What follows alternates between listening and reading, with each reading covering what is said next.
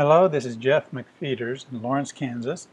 I'm creating a short demonstration of something that I think a lot of landscape photographers could enjoy doing, and that is making composites um, of a similar kind of work like this.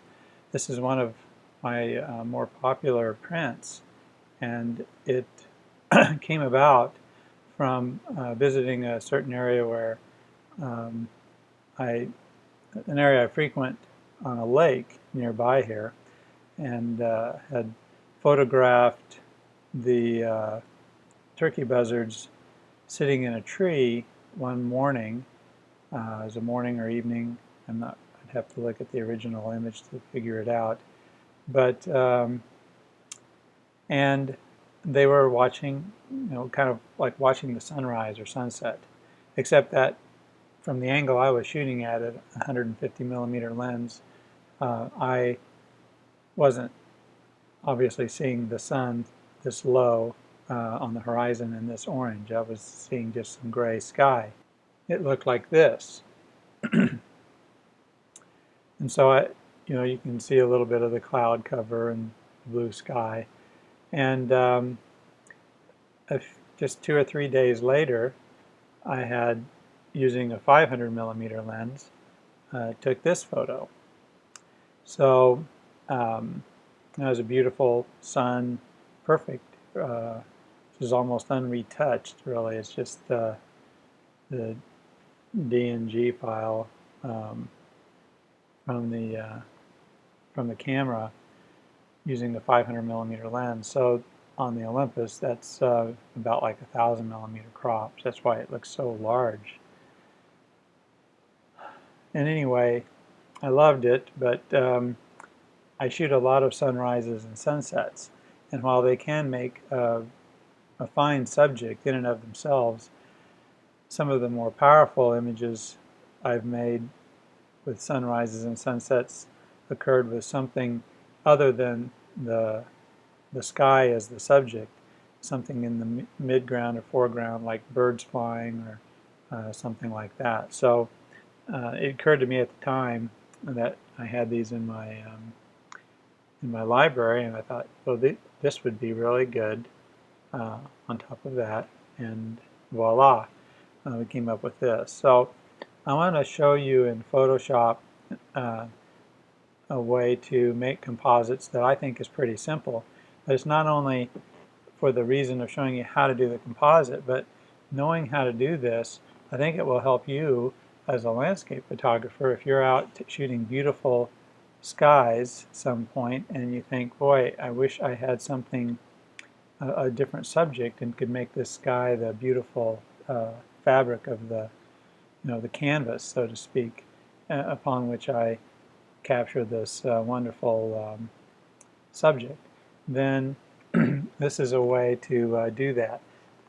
It's really common to be out shooting, getting ready for the sunrise or sunset or a beautiful scene, and the sky is kind of muted.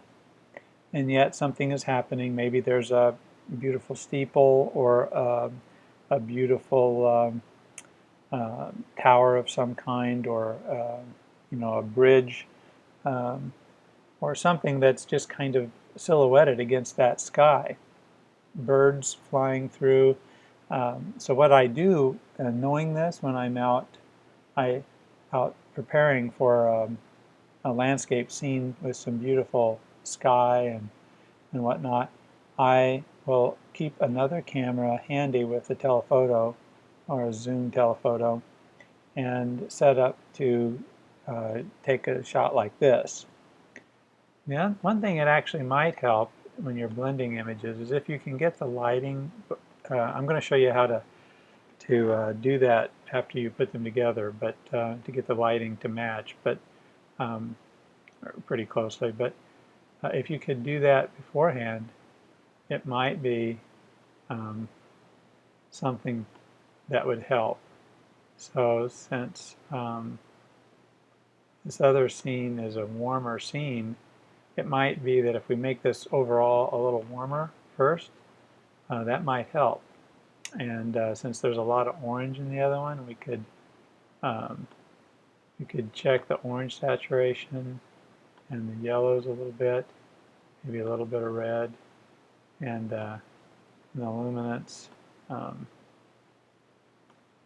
And I don't want them to get dark or anything. I just kind of want it to be there. Let's see if we see any strange things happening. No, it looks pretty good. If I bring that down, it's going to soften some of the edges, make it a little bit more. Let's see what it actually does up close. I may not want to do any of that. If we go real far, it's going to soften. And as we come up, it so yeah, actually a little bit to the left might be interesting on this. Say maybe something like -10 or 12. There's before and after. Okay, let's try that. So I've got these two images, and we will go to Photo, Edit In, and then open as layers in Photoshop.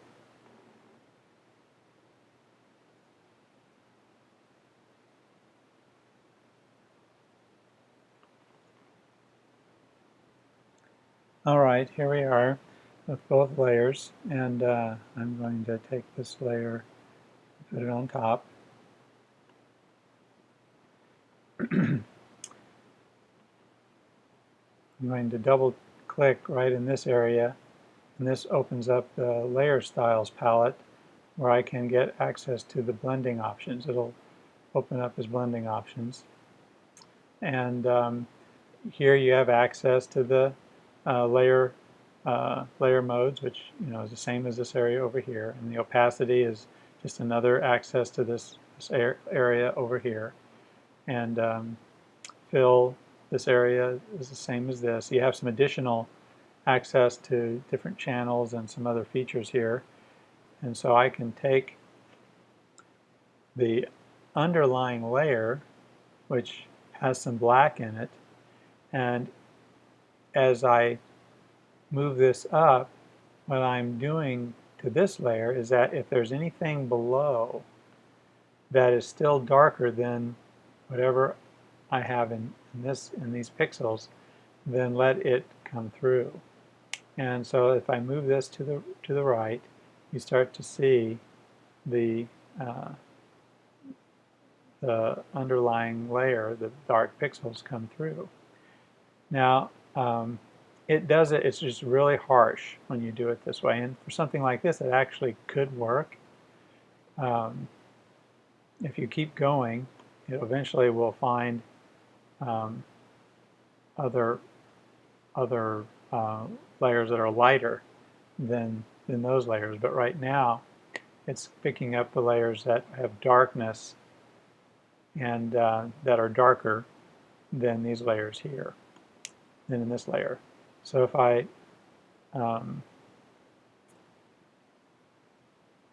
say OK, we can come in, zoom into 1:1 and see how that looks. It's actually not too bad, although there's a little bit of issue down here that we'll want to deal with. But I usually like this blending. It's usually not quite this easy. And so I want to show you the way to fine-tune this. If you hold down the Option key, and then with the Option key held down, you click on one side or the other. There's a little white line here. You can separate these, and then you can drag them apart and create a little bit of a blend of the light below, and get a little bit more natural looking detail coming through. So if we do that, and we come in here like, click OK, and we come in here a little bit more. See, now we're getting a little bit of that light reflection. It's looking a little more realistic. And we're starting to get some sense of this being in that space. It's not too bad. Um, it won't be a perfect blend when you have stark contrast like this. This will be a little take on some of this tone, and this will tend to be more of this cooler color. So you have to kind of watch that to see how extreme it is, and I'll show you how we can deal with that in this one, and it'll give you some ideas. So anyway, it looks pretty good right here, and it would certainly probably pass as something to share on the web, but if you wanted to print this, I would suggest doing a couple more things. So we use the blend if to let the black come through from the layer below, and we're just going to do a stamp, which was on a Mac it's Command Option Shift E, and on a PC it's Control Alt Shift E. What that does is it blends these two layers but still leaves them there. Otherwise you could merge the layers and just have a single layer. Alright, so I have this, and now what I do is I go to Filter, Blur, Average. That averages everything in the scene. So whatever the lighting on this object, the parts that are come through, and on this object, it's averaged. And then I'll take that, turn it to soft light, and it's going to be, a little bit saturated. You can also use overlay to get even a more intense lighting. And then what I will do is drop the opacity, usually to somewhere around 40–50%. That was before, that's after. So it's added a little bit of intensity to that color. And if you wish, you can use blend if again, and then protect some of the highlights and some of the darker parts so that it's not quite as extreme. Let's go in and look at this one-to-one. It's looking pretty good. We're getting a little bit of the glow on the edges of this, and they really are looking like they were backlit, aren't they? That's really pretty good. I think I've done this before, but this is the I'm not seeing any issues as these sticks transition from the white sun to the golden sky. There's probably some detectable if you go in one-to-one, but it's looking pretty good. What you would do if you wanted to edit this more specifically is you would create a mask, and ideally you would just come down here to this layer here and select the sun area, and we could do that with a magic wand, something like that, and then come up here and create a hue saturation. Actually, I would probably just do a curves adjustment layer. If I hold the Option key and come down close to this line, I can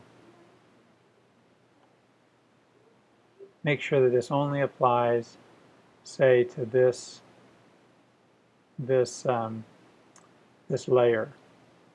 Okay, so since we have created this kind of soft light layer that is, it's only 40%, but it's still impacting everything in here. This mask will keep it from also affecting anything outside. And so now I can open this curves adjustment, and by zooming in here a little bit, maybe getting real close to one of these transition areas and looking at this, we can come in here to the red, and we can add a little red or subtract a little red and make it cooler. And I think I'm actually going to raise the red, and on the RGB I'm going to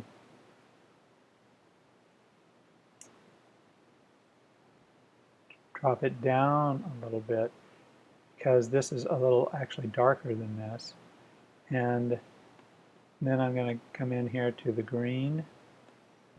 If I lower it, it's going to add some magenta. If I raise it, it's going to add some green. So I'm going to actually lower it a little bit because we're kind of warming up that area. It had to get a little warmer than in this area because this already had some warmth due to the blending properties of coming in with this yellow. This was coming into white, so it didn't pick up any of the warming tint. So I think that would probably pretty much do it. It's going to be pretty hard for somebody to detect. We can get really precise with this if we want, and so that's that. Now I think there could still be an issue down here. So let's zoom in here. And look at this, yes. So sometimes because of just the nature of the blending, you're going to have some issues, something like this. And so how would you deal with that? This is not going to be intuitive, but it just, I will sometimes just do the reverse kind of blend, and I'll show you what I mean by that. So let's just do a stamp again with all the changes we've made. So we'll do the Command Option or Control Alt Shift E, and then I'm going to take this layer here. I'll hold down the Option key and click on it and drag it, and I'll make a copy that way. Now it's on top. Okay, so now what I'm going to do is I'm going to double click here, and now I'm going to blend the top layer. I'll bring it over until it shifts. Okay, show you again. I'll come back. Okay, there we go. See that line? Now it's pretty. Now I'm going to hold the Option, split, pull this way a little ways, like that. Now I'm going to change this to multiply, and now it's nice and dark. Unfortunately, because it's so dark, it's taken away some of our glow, say up in here.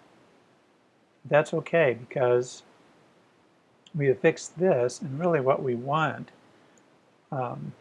is we want this area to still have that glow, and we want this area to be a little darker anyway. We don't want it to draw attention to itself. So what we can do is hold Shift and select those two layers, Command G and group them. Now I'll come down here, add a mask, and I'll create a gradient mask with a circle so that everything from the edges will start in the middle, something like in this area here. We'll come out here like that. So what this is going to do, we can actually make it a little bigger. Let's try it. We can probably even get quite a bit bigger. Yeah. And let's see if that's working. Yeah, see how when we deselect it, we have that issue down here. And when we select it, it's fixed these areas here, and it's actually kind of created a little bit of a vignette, a natural vignette for us without, yeah, which I like much better. Let's do a little bit of inspection and